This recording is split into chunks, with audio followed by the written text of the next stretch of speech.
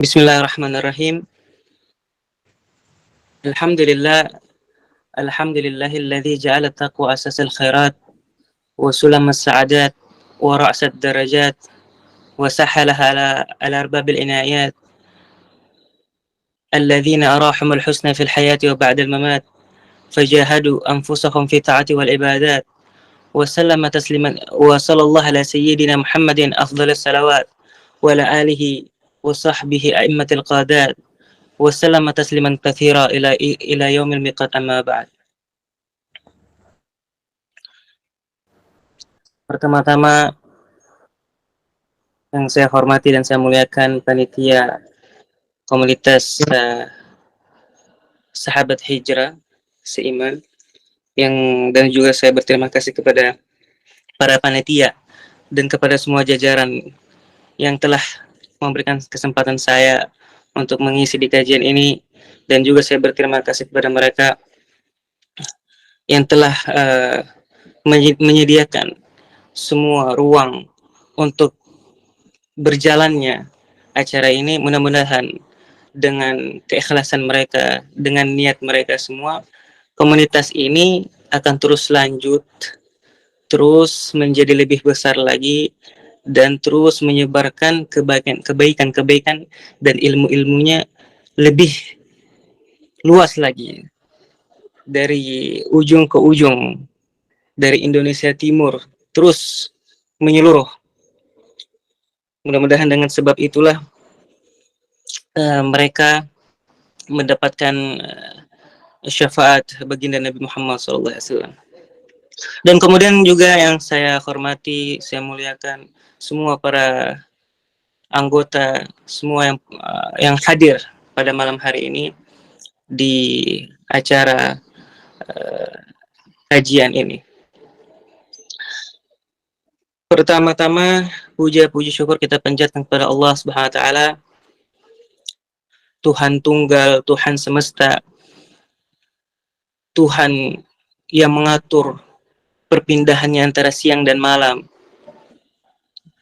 Dan juga kita bersyukur kepada Allah Subhanahu wa taala yang telah memberikan kita nikmat sehingga kita pada malam hari ini bisa berkumpul bersama-sama, yaitu dengan nikmat kesehatan. Bayangkan jika kita tidak dapat nikmat ini, pasti akan banyak hal yang kita tidak dapat lakukan. Mau itu pun untuk kerja, ibadah, belajar, dan lain-lain. Dan ini nikmatus sehat, itu nikmat yang sangat besar. Jadi Nabi itu menganjurkan kepada kita untuk selalu bersyukur dengan nikmat ini. Karena nikmat ini juga sebenarnya banyak dilupakan oleh orang-orang.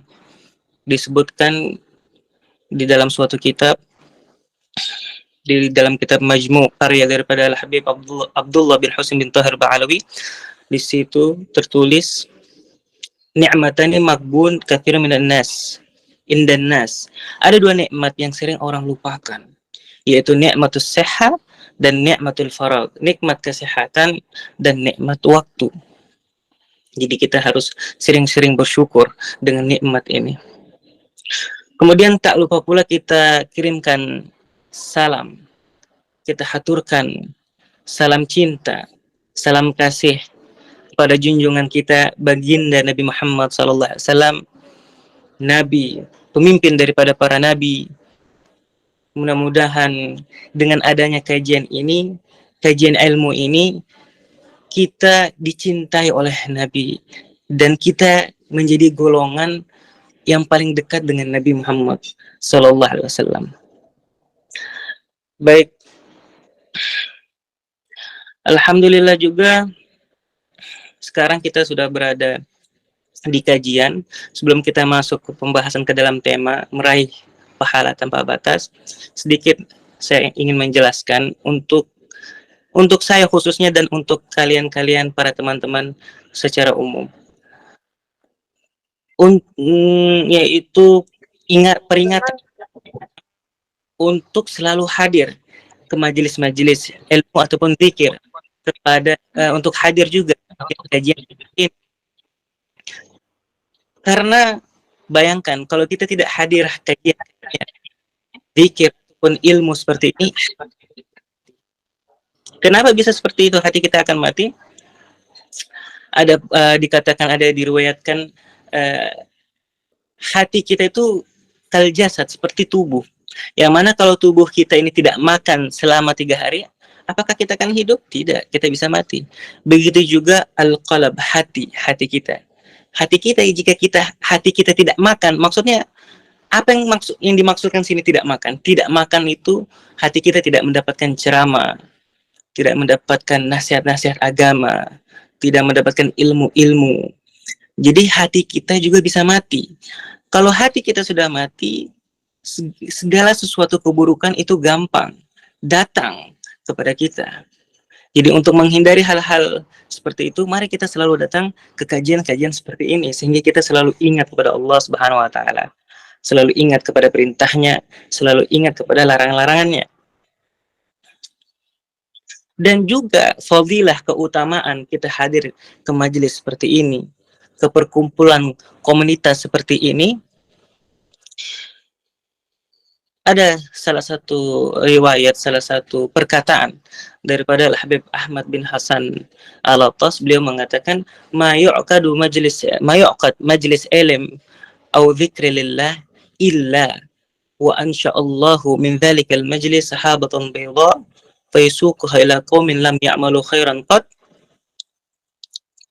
fayumtira alaihim fayasiru kulluhum minas su'ada. Apa artinya dari perkataan beliau? Artinya tidak diadakan suatu majelis, tidak dijalankan suatu majelis zikir ataupun majelis ilmu, kecuali Allah telah kirimkan awan putih, kepada kaum itu, kaum yang berkumpul untuk majelis ilmu ataupun zikir itu. Dan awan putih ini menaungi mereka semua, menggiring mereka semua, termasuk kepada orang-orang yang tidak pernah berbuat baik. Jadi walaupun kita ini kadang ada yang malas hadir, sering berbuat dosa, jadi kalau kita hadir ke majelis ilmu, itu faedahnya, manfaatnya kita pun dapat. Orang-orang yang seperti itu, apalagi kita yang betul-betul, kita yang sungguh-sungguh hadir ke majelis seperti ini. Kemudian setelah adanya awan yang menaungi kaum orang-orang yang berkumpul di dalam majelis ini, mereka akan diturunkan hujan rahmat dari Allah Subhanahu wa Ta'ala, dan Allah jadikan mereka golongan-golongan orang yang berbahagia. Mudah-mudahan kita semua menjadi golongan yang dimaksudkan oleh Habib Ahmad bin Hasan Al-Attas. Amin ya rabbal alamin. Baik para hadirin, sahabat komunitas hijrah, sahabat hijrah seiman, pada malam hari ini kita akan membahas sesuai tema meraih pahala tanpa batas. Meraih pahala tanpa batas. Terkadang mungkin sebagian daripada kita menganggap beberapa amalan, beberapa ibadah itu sesuatu hal yang remeh, sesuatu hal yang biasa. Tapi apakah kalian tahu bahwasanya di balik amalan-amalan, di balik ibadah-ibadah itu ternyata ada fadilah, ada keutamaan yang sangat besar dari Allah Subhanahu wa Ta'ala. Cuman kita belum tahu. Oleh karena itu kita sekarang belajar sehingga kita menjadi tahu, kemudian kita amalkan. Tidak usah kita jauh-jauh. Contohnya amalan seperti ibadah seperti wudu. Ini kita bahas dari wudu sampai sholat. Jadi kita bahas dari wudu dulu, kemudian kita bahas habis itu keutamaan fadilah daripada azan, kemudian habis itu kita bahas fadilah membangun masjid, kemudian kita membahas fadilah keutamaan sembahyang. Kita bahas semua keutamaan ini agar kita tahu bahwa dibalik daripada ibadah-ibadah ini ternyata pahalanya tidak sedikit. Pahalanya itu sangat-sangat besar. Dan harusnya kita sekarang bersyukur karena kita sudah dijadikan umat Nabi Muhammad sallallahu alaihi wasallam, yang mana umat-umat terdahulu, umat Nabi Adam, umat Nabi Isa, umat Nabi Musa, Nabi Ibrahim, mereka itu umurnya berpuluh-puluh tahun. Berpuluh-puluh tahun umurnya dipakai untuk ibadah, hidup ratusan tahun, ribuan tahun, baru bisa amal-amalnya banyak, tertumpuk. Sedangkan kita, yang mana dikatakan Nabi umur kita cuma mabainal khamsun wa sittin, mabainal arba'un wa sittin, umur kita di antara 40 60, umur umat Nabi Muhammad. Apakah kita bisa mengejar pahala-pahala umat terdahulu? Kan belum tentu. Seperti itu. Oleh karena itu, kita harus bersyukur kita sudah dijadikan umat Nabi Muhammad. Kita bisa melewati pahala-pahala mereka. Dengan cara apa? Banyak, Allah sudah jelaskan, Nabi sudah ajarkan kepada kita. Mari kita bahas sedikit. Yang pertama adalah wudhu. Yang pertama adalah wudhu. Sebagian dari kita menganggap bahwa wudhu itu hanya untuk mensucikan diri, syarat sahnya daripada sholat. Tapi apakah kita tahu bahwasanya wudhu itu dapat menghapuskan dosa kita? Sebagaimana disabdakan oleh Nabi, "Man tawadda'a wa ahsana al-wudhu, kharajat khatayahu min jasadi hatta takhruju min tahti adfarih." Barang siapa orang yang berwudhu, mensucikan dirinya, maka dosa-dosanya akan luntur, dosa-dosanya akan dihapus oleh Allah Subhanahu wa taala. Bahkan sampai ke ujung kakinya. Jadi kita wudhu dari ujung rambut sampai ujung kaki, itu dosa-dosa kita pun jatuh sebagaikan air, tetesan-tetesan air wudhu yang jatuh dari pipi kita, dari dagu kita, dari tangan kita. Jadi selama tetesan-tetesan itu jatuh, maka itulah dosa-dosa kita pun gugur, jatuh dengan tetesan-tetesan air tersebut. Bayangkan betapa besar fadilah keutamaan wudhu.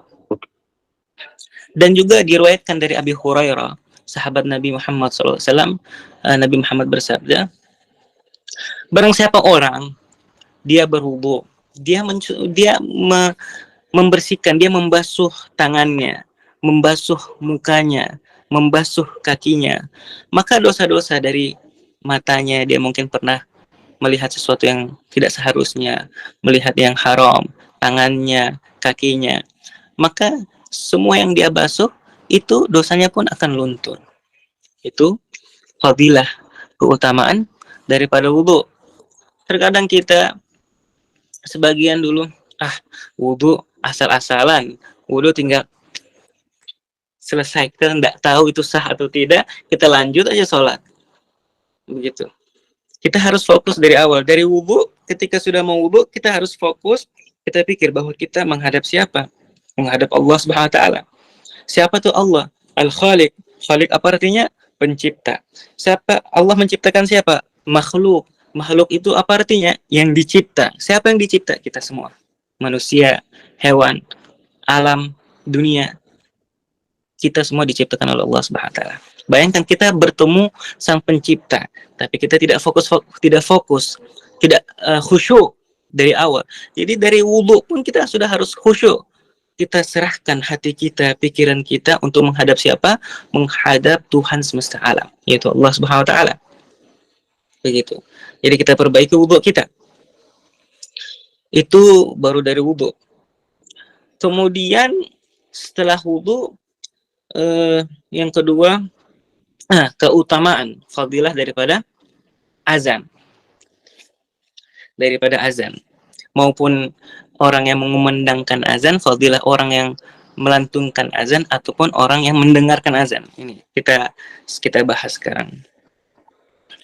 Disebutkan, diriwayatkan oleh Abi Hurairah radhiyallahu anhu, Rasulullah SAW bersabda, "Lau ya'lamun nas ma fin nida wasafil awal." Seandainya orang-orang tahu, umat ini tahu betapa besar pahala, berharganya ini nida. Nida ini artinya azan. Azan dan sofil awal itu barisan di depan. Jadi kalau kita sholat kan ada sof pertama, sof kedua, sof ketiga. Jadi sof yang pertama. Seandainya orang-orang ini semua tahu betapa besar ganjaran pahala pada azan dan sof pertama, dan orang-orang ini tidak dapat gimana caranya supaya bisa dia mengumandangkan azan, dan dia tidak dapat caranya supaya dia bisa mendapatkan soft pertama, orang-orang akan melakukan segala cara untuk mendapatkan ini. Dan bahkan dikatakan orang-orang bisa saja bertikai hanya untuk mendapatkan soft pertama dan juga azan. Siapa yang mengatakan ini? Nabi baginda Nabi Muhammad SAW. Jadi sekarang kita sudah tahu betapa besar azan, betapa besar soft pertama, begitu. Tapi kalau misalnya orang tahu pahalanya begitu banyak, bisa saja sekarang orang bisa sampai mungkin orang sampai berkelahi ingin siapa cepat dia dapat azan, karena kan nggak mungkin azan tuh semuanya bisa azan, karena satu masjid yang bisa azan satu orang, seperti itu yang azan. Kemudian juga ada faedah selanjutnya dari hadis Nabi Muhammad SAW. Baginda Nabi juga bersabda, al-imam dhaminun wal mu'adzin mu'tamanun Allahumma arsyidil a'immah waghfir lil mu'adzinin. Jadi imam itu sebagai penjamin, imam sholat sebagai penjamin, karena imam itu beliau tugasnya mengatur, memberikan hukum, menjelaskan hukumnya seperti apa, begitu. Dan al-muadzin dia seperti sekretaris, seperti wakil, dia yang panjang tangannya daripada imam, dia yang menjadi patokan seluruh umat. Kita mau buka puasa menunggu azan, kita mau sholat menunggu azan, semua itu dari mana? Dari muadzin, orang yang mengumandangkan azan, orang yang melantunkan azan, itu muadzin. Dan juga keistimewaan daripada muadzin, orang yang azan, dapat doa dari Nabi Muhammad. Apa doanya? Allahumma arsyidil a'immah waghfir lil muadzinin. Ya Allah, ya Tuhanku, berikanlah petunjuk pada imam-imam, dan juga ampuni dosa-dosa daripada muadzin. Nah, kita tadi sudah membahas wudu.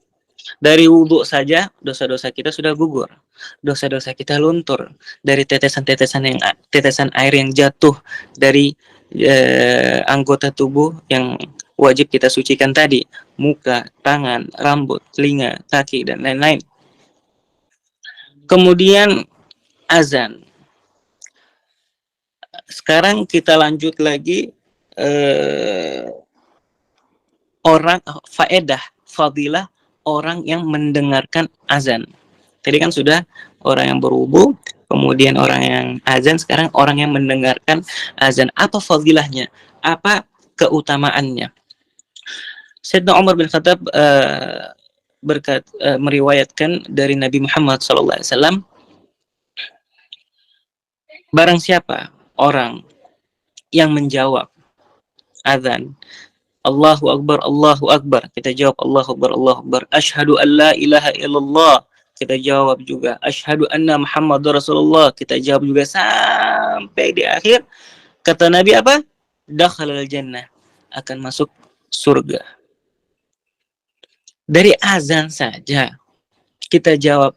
Kita anggap terkadang sebagian daripada kita alih-alih menjawab azan maghrib, azan isya, azan subuh mungkin sebagian kita masih tidur gitu, azan zuhur, azan asar, alih-alih kita menjawab, terkadang kita masih sibuk dengan urusan dunia, padahal dunia cuma urusan sementara. Apa salahnya jika kita menunggu, tidak sampai 1-2 menit, 2 menit, 5 menit, tidak mengambil waktu sibuk kita hanya memberikan sedikit sesaat untuk menjawab azan, panggilan daripada muadzin. Bayangkan azan ini adalah Allah yang sedang memanggil hamba-hambanya untuk datang kepada dirinya. Kita adalah seorang hamba. Kita menghamba. Hamba, apa sih artinya hamba? Seperti budak. Kita tunduk, rela. Kita melakukan di dunia ini, apa sih tujuan utamanya kalau bukan untuk ibadah? Begitu. Kita kesampingkan urusan-urusan ini. Kita jawab sebentar azan, selesai. Setelah itu baru kita lanjut kegiatan yang kita harus selesaikan itu. Karena rugi kita kalau kita tinggalkan hal yang menurut kita sepele ini. Sekarang kan kita sudah tahu, kita tidak boleh menganggap ini adalah hal yang remeh. Kemudian kita lanjut lagi ke faedah yang selanjutnya. Dari Sayyidina Jabir, sahabat Nabi Muhammad SAW, beliau meriwayatkan Rasulullah SAW bersabda, "Man qala hina yasma'un nida, halat lahu syafaati yaumil qiyamah." Barang siapa dia menjawab panggilan azan dari seorang muazzin, maka dia akan mendapatkan syafaat dariku, kata Nabi, di yaumil qiyamah nanti. Mudah-mudahan habis ini kita jawab azan, kita mendapatkan syafaat dari baginda Nabi kita yang kita cintai, Nabi Muhammad sallallahu alaihi wasallam. Kemudian juga ada sabda Nabi sallallahu alaihi wasallam yang berbunyi, "Qul kama yaqulun fa idza intahait fasal tu'ta." Katakanlah, ikutilah, jawablah azan seperti yang diazankan, misalnya Allahu Akbar, Allahu Akbar, kita jawab juga asyhadu an la ilaha illallah sampai akhir. Kemudian ketika azan sudah berakhir, fasal tuqa, kata Nabi, fasal tuqa, mintalah maka akan dikasih, maka akan diberi. Makanya tuh habis azan itu termasuk waktu doa yang istijabah, doa yang diijabahi oleh Allah, doa yang makbul, bakal cepat dikabulkan. Jadi setiap habis azan kita doakan orang tua kita. Makanya dianjurkan oleh guru-guru ustadz kita, setelah baca doa habis azan kita tambah dengan Rabbighfir lana wali walidina, kita sampai akhir. Jadi setelah kita habis baca doa Allahumma rabb hadzal da'wati tammah wa salatil qa'imah sampai akhir, kita tambah doa untuk orang-orang tua kita. Begitu. Itu adalah beberapa faedah daripada azan. Kita sudah bahas wudu, kita sudah bahas azan, maupun itu orang yang berazan ataupun orang yang mendengarkan azan. Kemudian kita lanjut lagi membahas tentang keutamaan membangun masjid ataupun membangun masjid. Ada satu riwayat hadis yang berbunyi, "Man bana baitan yu'badullah fihi min malin halal banallahu baitan fil jannah min durrin wa yakut." Barang siapa orang-orang, kalau kita punya rezeki ini, kita bangun masjid. Barang siapa orang-orang yang membangun masjid, membangun rumah Allah, maka niscaya Allah akan bangun rumah untuk dirinya yang terbuat dari emas dan mutiara. Jadi kita kalau ada rezeki nanti insya Allah, ataupun sekarang mungkin di antara kita yang hadir pada malam hari ini ada harta yang berlebih, kita bangun masjid di tempat yang memang strategis, yang mana orang-orang di situ, di kampung yang mungkin jarak dari rumah ke masjidnya itu jauh, kita bangun masjid. Mudah-mudahan dengan itu kita dengan ikhlas di surga nanti, di akhirat nanti Allah bangunkan juga rumah untuk kita. Begitu. Kemudian selanjutnya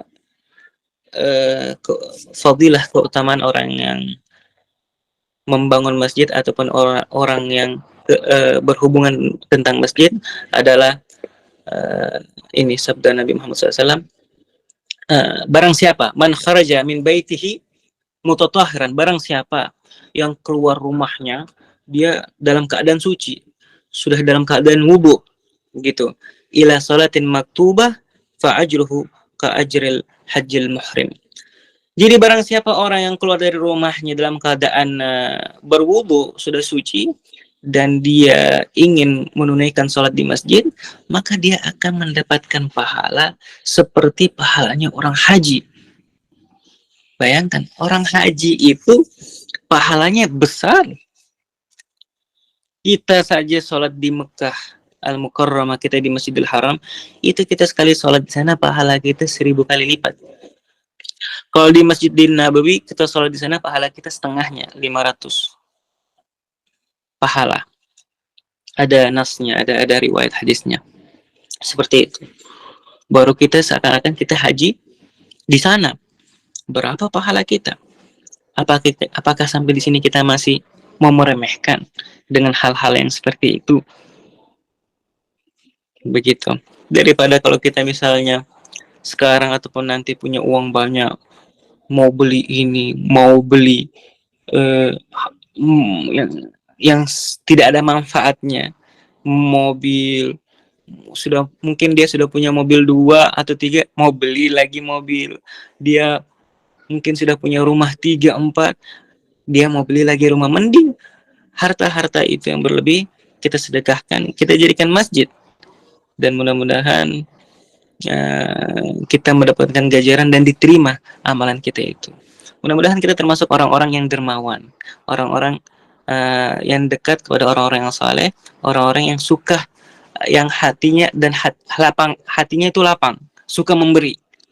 Begitu. Mudah-mudahan. Kemudian kita lanjut lagi ke sembahyang, sholat. Kita sudah membahas tadi beberapa keutamaan wudu, azan, masjid, dan sekarang kita lanjut ke sembahyang, sholat. Jadi sebenarnya sembahyang sholat itu bukan hanya sebatas kita menunaikan kewajiban saja. Apakah kalian tahu bahwasanya sembahyang itu dapat menggugurkan dosa kita? Mungkin sebagian hanya cepat-cepat dia pergi wudu, sholat, supaya nggak ketahuan orang tuanya, atau dia hanya sholat hanya sebatas riya, tidak ikhlas lillahi ta'ala, tidak untuk Allah, dia hanya supaya orang lihat. Tapi coba dia sungguh-sungguh dari awal, sudah berapa ganjaran-ganjaran, keutamaan yang dia dapat. Termasuk ini, sholat ini yang akan kita bahas. Sholat itu fadilahnya adalah dapat menghapus dosa-dosa kita. Ada hadis riwayat dari Nabi Muhammad SAW. Di situ diceritakan Nabi Muhammad menjelaskan kepada para sahabatnya. Apakah kalian tahu? Apakah kalian coba kalian pikirkan? Misalnya ada sungai dekat di samping rumah kalian. Gitu, pada saat itu kan ada sebagian belum ada kamar mandi pada zaman Nabi kan, jadi mandi di mata-mata air gitu. Coba kalian pikirkan ada air, sungai, tempat mandi di dekat rumah kalian ataupun di dalam rumah kalian, dan kalian mandi di sungai itu, di tempat itu kalian mandi, bersihkan diri sebanyak 5 kali dalam sehari. Apakah akan ada sisa kotoran di badan kalian? Para sahabat pun menjawab, tidak wahai Rasulullah. Tidak ada, tentu tidak ada lagi kotoran. Kita sampai mandi sampai 5 kali, masa masih ada kotoran? Gitu. Maka Nabi pun berkata, nah itulah, sholat 5 waktu juga seperti itu, menghapuskan segala kotoran-kotoran dosa-dosa kita. 5 kali kita sholat. Insya Allah kalau kita jaga sholat kita akan bersih, hidup kita akan terus terang, jalan siratal mustaqim, jalan kita lurus terus. Jadi orang kalau sudah tinggalkan sholat itu pasti melenceng kanan, kiri, gitu. Itu dari sholat. Alhamdulillah kita sudah bahas beberapa fadilah, keutamaan daripada ibadah-ibadah, amalan-amalan yang umumnya kita jalani setiap hari. Seperti itu. Alhamdulillah kita sudah tahu beberapa fadilah, keutamaan dari amalan ibadah yang awalnya kita anggap remeh, seperti wudu, azan, sholat, masjid, dan lain-lainnya. Tapi perlu digarisbawahi, ini pahala yang harus kita kejar, yang harus kita lakukan. Nah, ini ada lagi pahala yang kita tidak perlu lakukan, dan pahala ini datangnya dari orang lain, dari kiriman orang lain, dari sesuatu hal yang buruk, tapi yang buruk ini dapat membuat kita mendapatkan pahala. Apa itu? Nih, orang yang gibah, orang yang gosipin kita. Orang yang gosipin kita itu, kalau kita tidak meladeni, kita cuek saja, kita terima saja, itu pahalanya di orang itu akan sampai ke kita. Sebagaimana dikatakan, man ughti baghibatan wahida ghufira nisfu dhunubi.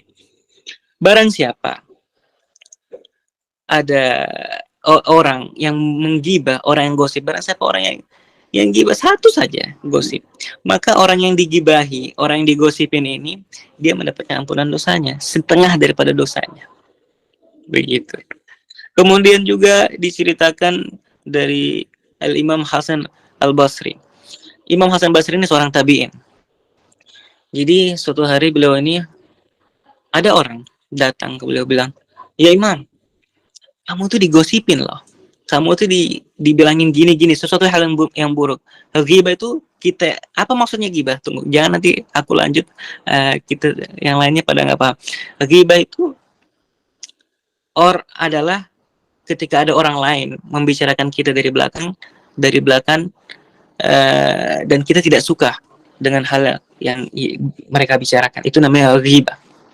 Jadi kita kembali lagi. Jadi suatu hari ada orang bilang ke Imam Hasan Basri, ya Imam, ada orang bilang kamu gini, segala hal yang buruk lah. Terus Imam Hasan Basri, ya Allah, tunggu, aku mau beliin buat dia hadiah, belikan makanan, buah-buahan, tolong kamu kasih ke dia ya. Bilang terima kasih, saya cuma ada ini. Terus orang yang mengadu kepada Imam Hasan Basri ini bertanya, ya Imam, kamu kan digibahin, digosipin, tapi kok malah kamu itu senang, kamu malah itu bahagia, kamu itu malah ngasih hadiah ke dia, ke orang itu. Kata Imam Hasan Basri, iya, karena dia sudah mengirimkan pahalanya untuk saya, sedangkan saya cuma bisa ngasih buah dan makanan ini untuk dia. Gitu. Itu cerita daripada Imam Hasan Basri. Jadi kalau ada orang gosipin kita, nggak usah dibalas, kita anggap, kita cuek, tidak usah dianggap. Begitu. Pahalanya juga untuk kita, yang untung siapa? Kita juga. Seperti itu. Para hadirin yang sahabat hijrah seiman yang dirahmati Allah SWT, ini ada juga cerita dari seorang hamba yang mana dia ini di hari kiamat nanti dia mendapatkan buku amal. Ini kita singkirkan dulu yang tadi, kita sudah paham semua fadilah tadi terbagi menjadi dua. Adapun yang kita harus kerjakan sehingga kita mendapatkan pahala besar ini, dan adapun kita tidak kerjakan tapi datangnya dari orang lain dan itu buruk. Gitu. Ini pahala-pahala. Jadi kita harus ingat, ini bukan pahala yang kecil loh. Ini pahala-pahala yang besar yang kita yang awalnya kita tidak sadari. Ini namanya pahala besar yang kita tidak sadari. Nah, sekarang kita pindah pembahasan yang berkaitan dengan niat. Bayangkan, dengan niat saja kita bisa sampai ke situ. Nah, ini ada ceritanya.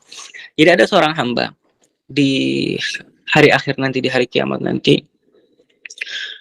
Pada saat itu dia diberikan buku catatan amal. Dia buka, dia dapat pahala haji, dia dapat pahala jihad, dia dapat pahala sedekah. Terus dia komplain, dia bilang ke Allah, ya Allah, saya tidak pernah melakukan ini. Terus dari mana pahala-pahala ini? Kata Allah, itu dirimu. Kamu telah melakukan itu. Dari mana ya Allah? Saya tidak pernah melakukan ini. Terus Allah mengatakan, selama engkau hidup, engkau selalu berniat. Dia berniat, kalau misalnya saya ada rizki, ada uang, dengan sungguh-sungguh saya niat, saya akan haji. Dan juga dia niat, kalau saya punya rizki yang banyak, saya akan bersedekah. Jadi segala amalan-amalan di selama hidupnya yang dia tidak bisa lakukan, dia sudah niat sungguh-sungguh. Jadi dari niatnya saja sudah tercatat amal, seperti seakan-akan dia haji, seakan-akan dia bersedekah, seakan-akan dia berjihad, seakan-akan dia sudah berbuat baik, ini, itu, dan lain-lain. Seperti itu, dengan niat saja. Coba kalau kita kalau kita jadikan niat itu setiap hari kita ucapkan kepada hal-hal yang awalnya hukumnya mubah maksudnya tidak ada pahalanya, tidak ada dosanya. Mubah itu sesuatu hal yang tidak ada balasannya, seperti kita makan, minum, main, itu nggak ada balasannya, itu hukumnya mubah, namanya artinya mubah. Nah, coba kita jadikan hal-hal yang mubah ini, kita jadikan pahala. Bisa atau enggak? Bisa. Contohnya ini, makan. Coba dengan kita makan, selain kita baca doa, kita niatkan, berniat, ya Allah, jadikanlah makanan ini menjadi sumber energiku untuk beribadah, untuk tenaga, untuk mencari nafkah untuk keluarga. Dan jadikan makanan ini sumber tenaga untuk aku bisa ke masjid, untuk aku bisa membantu fulan, orang ini gini. Itu jadi pahala. Daripada kita asal makan tangtung, makan kenyang, wala dapat pahala, dapat kenyang, ngantuk, tidur, habis itu lewat lagi sholatnya. Begitu. Udah nggak baca doa, lewat lagi sholatnya. Karena tiduran, ngantuk, enak banget makan banyak. Begitu. Kemudian kegiatan-kegiatan yang lain seperti, ya Allah, jadikan langkahku ini ketika mencari nafkah untuk keluarga dan anak-anakku, jadikan setiap langkah kakiku ini pahala, menjadi langkah-langkahku itu terdapat ridhamu ya Allah, ridho terhadap keikhlasanku, perjuanganku untuk keluarga dan anak-anakku. Coba kita niatkan seperti itu. Dan coba juga kita niatkan, ya Allah, jadikan setiap langkahku ke masjid itu adalah pahala. Ya Allah, apalagi? Ya Allah, jadikanlah olahragaku untuk raga, rohani, jasmaniku menjadi kuat, sehat, agar aku bisa mengajar, menyebarkan dakwah ini. Masih banyak hal-hal yang mubah, yang kita anggap itu nggak ada pahala, balasan dari Allah ataupun dosa, kita bisa jadikan itu semua pahala. Karena sebab niat. Karena cuma sebab niat. Dan terakhir, ada satu hadis Nabi yang sangat populer, yaitu idza mata ibnu Adam inqata amaluhu illa min thalathin. Ketika meninggal, pergi anak cucu Adam, amalnya itu terputus. Kecuali 3 ini. Kalau kita meninggal, kita nggak dapat pahala lagi. Tapi kecuali 3 ini. Yang pertama apa? Sedekah jariyah, kita bersedekah. Yang sedekah itu terus mengalir. Ilmu yang ta'fa'u bih, ilmu yang bermanfaat, aw waladun saleh yad'ulah, ataupun anak yang berbakti yang mendoakan orang tuanya. Jadi bahkan ketika kita meninggalkan dunia ini, ketika kita pergi, jasad kita sudah tidak ada, tapi pahala-pahala kita masih terus mengalir untuk kita. Jadi alhamdulillah kita sudah menjadi umat Nabi Muhammad. Banyak cara-cara, banyak amalan-amalan, banyak ajaran-ajaran dari baginda Nabi yang membuat pahala kita menjadi lebih besar, yang membuat secara kita tidak sadar pahala kita mengalir terus menerus seperti itu. Alhamdulillah. Jadi alhamdulillah kita sudah bahas semua tadi. Suatu hal yang remeh yang sebenarnya kita sudah tahu, kita pelajari dari kecil, dari kita SD sampai sekarang. Cuman kita mungkin sebagian daripada kita belum tahu ternyata selama ini yang saya lakukan itu terdapat fadilah ganjaran pahala yang begitu besar. Nah, sekarang kita semua sudah tahu pahalanya wudu, keutamaannya wudu, azan, orang yang mendengarkan azan, orang yang membangun masjid, orang yang sembahyang, dan sebenarnya masih banyak lagi keutamaan kita, kelebihan kita sebagai umat baginda Nabi Muhammad Sallallahu Alaihi Wasallam. Mudah-mudahan sedikit apa yang saya sampaikan ini bermanfaat untuk saya khususnya juga, dan untuk teman-teman semua yang hadir pada malam hari ini. Amin ya rabbal alamin. Mohon maaf lebih kurangnya.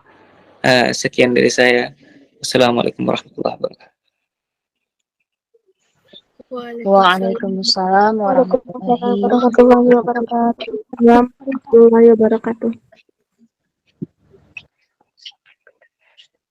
Ya, Masya Allah, barakallahu fikum wa jazakallah khair atas ilmu yang disampaikan. Semoga bermanfaat dan insya Allah menambah wawasan untuk kita semua. Amin. Baiknya ke rangkaian ketiga, yaitu sesi tanya jawab. Silakan teman-teman, ada yang ingin ditanyakan atau ada materi yang mungkin belum dipahami, silakan ditanyakan. Dan saya persilakan 2 perwakilan untuk on mic dan 3 di kolom chat. Assalamualaikum. Ya, silakan. Waalaikumsalam. Ini saya mau bertanya, apakah tidak apa ketika kita contohnya itu udah mendengar azan, tapi tidak tahu doa setelah azan tuh. Nah, karena kita tidak tahu, jadi kita tuh berdoa sembunyi kita, jadi kayak berdoa tentang kesehatan, tentang orang tua sama yang lainnya. Tapi kita nggak tahu doa-doa setelah azan tuh apa gitu. Apakah itu tidak apa atau nggak boleh? Gitu. Mungkin cukup sekian. Assalamualaikum warahmatullahi wabarakatuh. Waalaikumsalam warahmatullahi wabarakatuh. Ya, silakan Habib langsung saja dijawab. Iya, baik. Untuk itu, walaupun kita tidak tahu doanya seperti apa, kita cukup pakai doa pakai bahasa kita. Bisa kok, nggak apa-apa. Karena ad-dinu yusrun. Nabi mengatakan din yusrun, maksudnya apa? Agama itu mudah. Jadi tidak dipersulit gitu. Jadi walaupun kita tidak tahu doa-doanya misalnya dalam bahasa Arab ataupun doa-doa tertentu, kita doa pakai bahasa kita saja. Ya Allah, aku mau ini, aku mau itu, kabulkan hajat-hajatku, tidak apa-apa. Jadi tidak ada masalah. Begitu, sekian. Insya Allah, barakallahu fikum wa jazakallah khair. Baik, pertanyaan kedua, dipersilakan.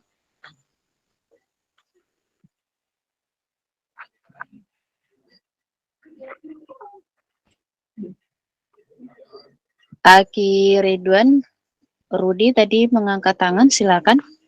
Ingin bertanya? Oke, baik. Bismillahirrahmanirrahim. Assalamualaikum warahmatullahi wabarakatuh. Waalaikumsalam warahmatullahi wabarakatuh.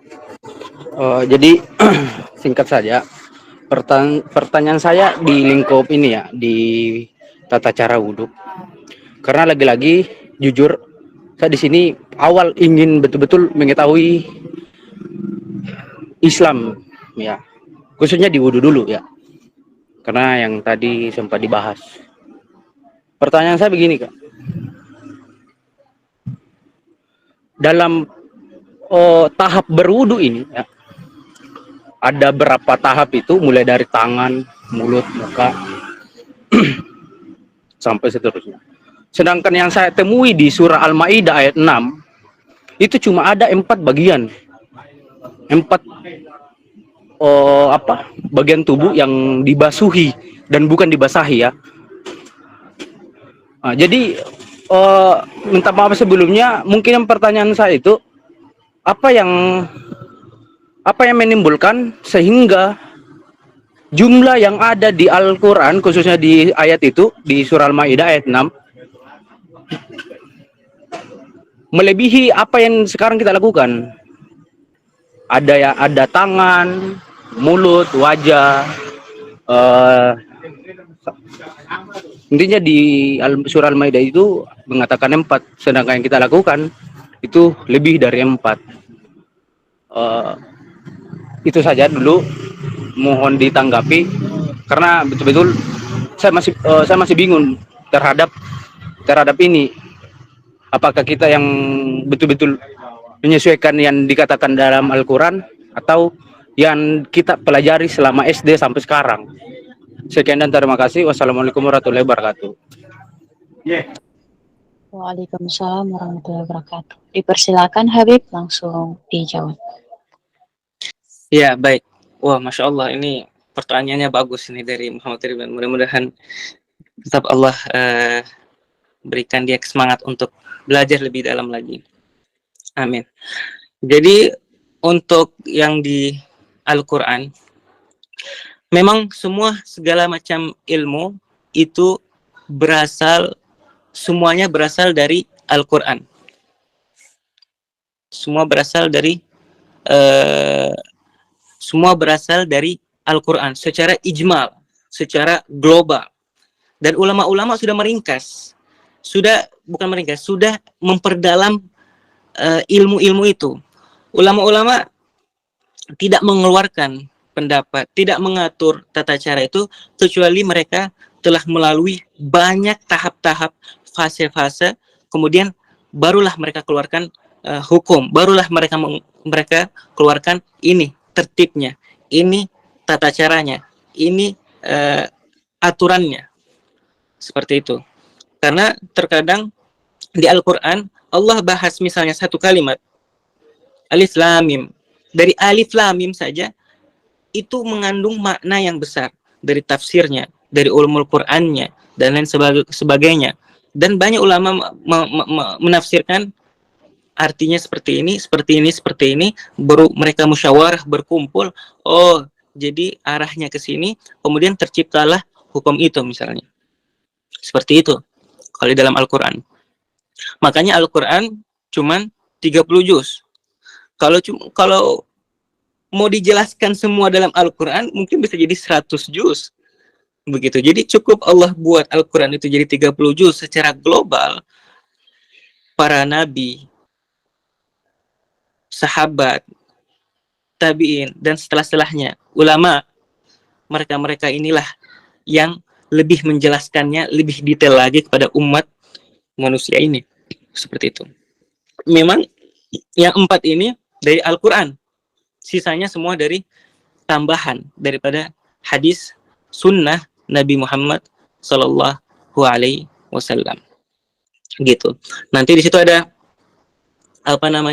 bagian-bagian lagi, ada pembagian pendapat 4 mazhab ini, Imam Syafi'i, Maliki, Hanafi.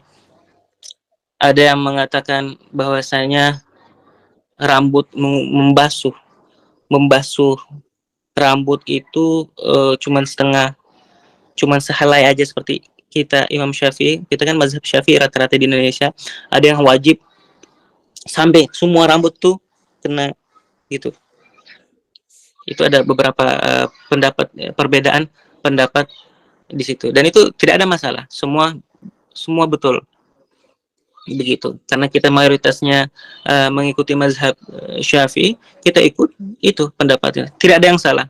Mau pendapat ulama ini, Imam Syafi'i mengatakan harus misalnya cukup dengan 1 helai rambut sudah sah.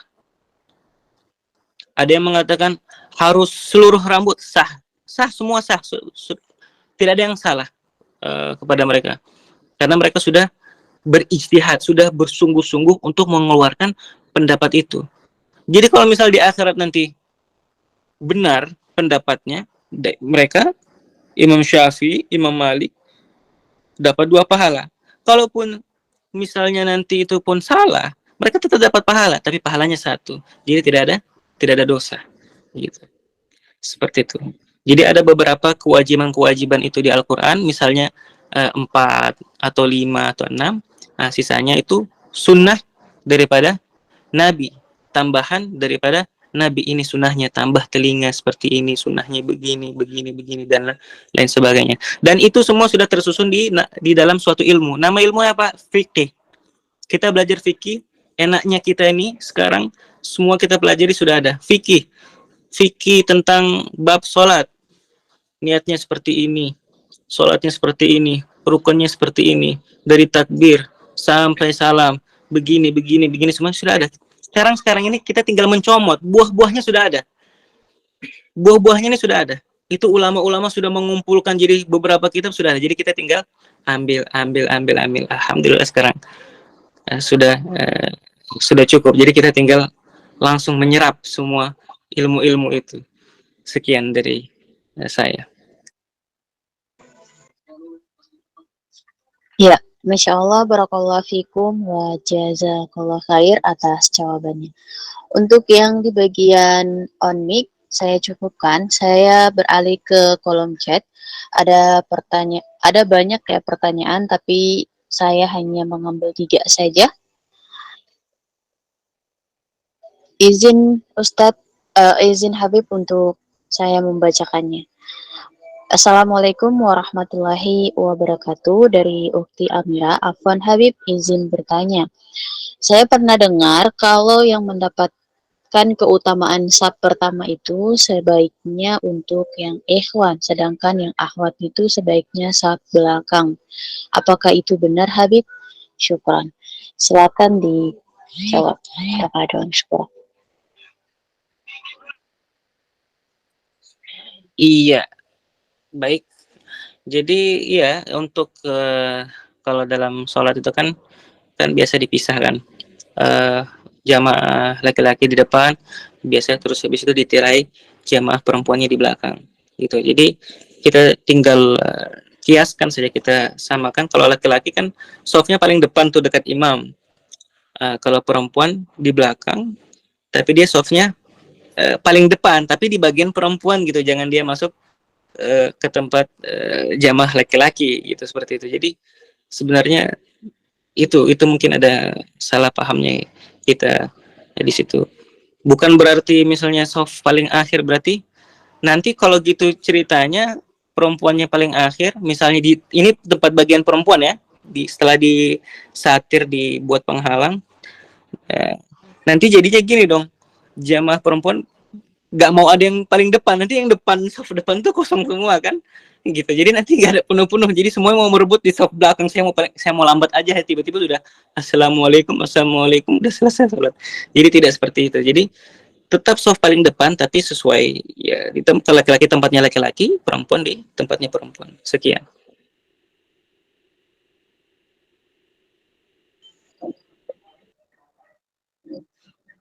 Ya, barakallahu fikum wa jazakallah khair. Baik, pertanyaan dari Ukti Lis Rahmawani. Assalamualaikum. Habib, Ana mau bertanya bagaimana menyikapi seorang yang mengungkit masa lalu kita yang kelam, sedangkan kita sudah meninggalkan hal tersebut. Mereka terus mengungkit dan menfitnah kita. Bagaimana tanggapan Habib? Ya, tafadil mashkur. Baik, orang yang menyikapi orang yang selalu mengungkit masa lalu kita. Ya sudah, kita biarkan gitu. Kalau kita sikapi, mungkin orang itu akan semakin senang. Niatnya dia untuk memancing kita. Ataupun mungkin bisa jadi dia hasut, iri sama kita. Untuk apa sesuatu hal yang sudah berlalu, dia selalu mengungkit hal itu. Untuk apa? Bukankah berarti bahwa orang itu memiliki hati yang buruk, memiliki hati yang kotor? Jadi lebih baik jangan kita sikapi dia. Maksudnya jangan kita ladeni dia, kita cuek, kita tinggalkan dia. Mohon maaf, saya tidak bisa ikut seperti ini. Takut nanti kita menjadi emosi, menjadi benci, dendam, dan lain-lainnya. Bisa jadi dia iri sama kita karena dikatakan kullu dzi ni'matin mahsud.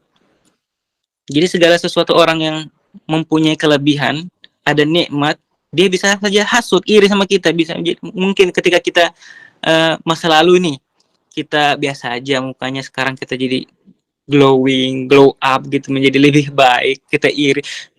Kamu kayak gini di masa gini loh, kamu tuh kayak gini loh. Bisa jadi dia iri.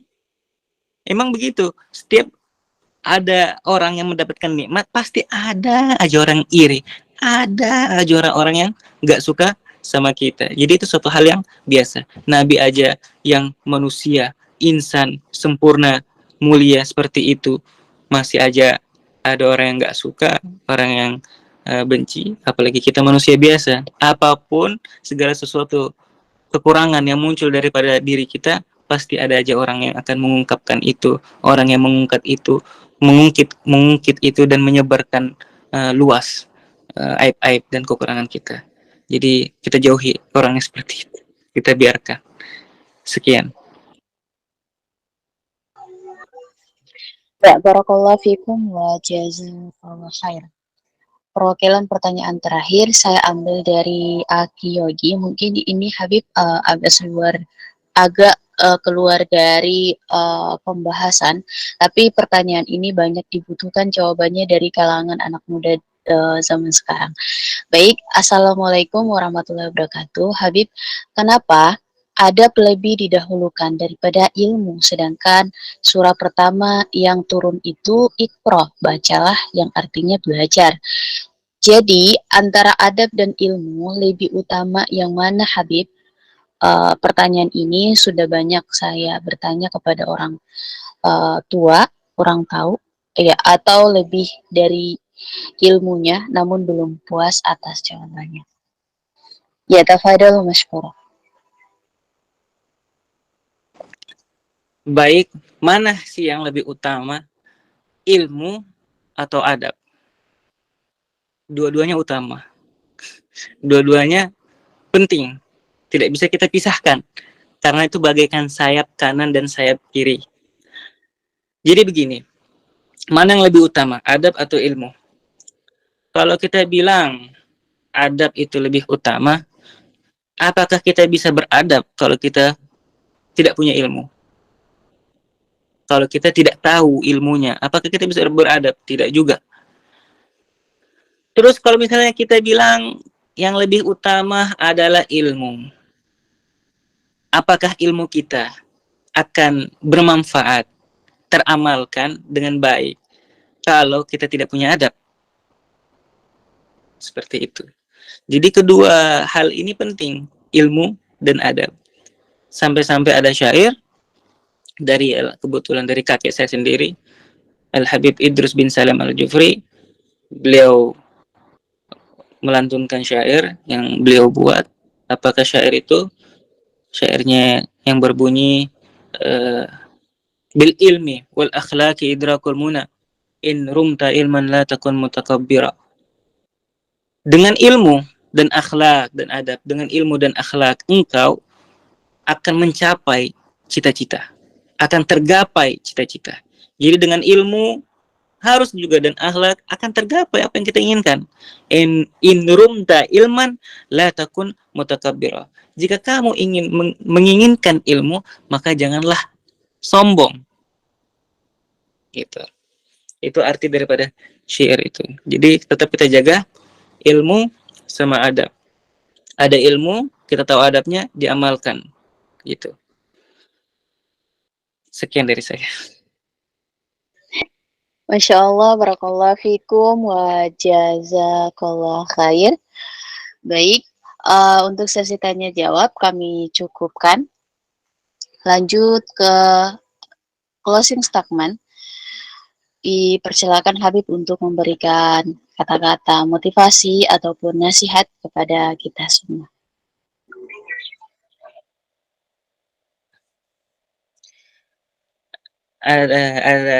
Ada perkataan utlubul ilma walau bisin, tuntutlah ilmu sampai ke negeri Cina, yang artinya mau sampai kapanpun, dimanapun, kita wajib menuntut ilmu.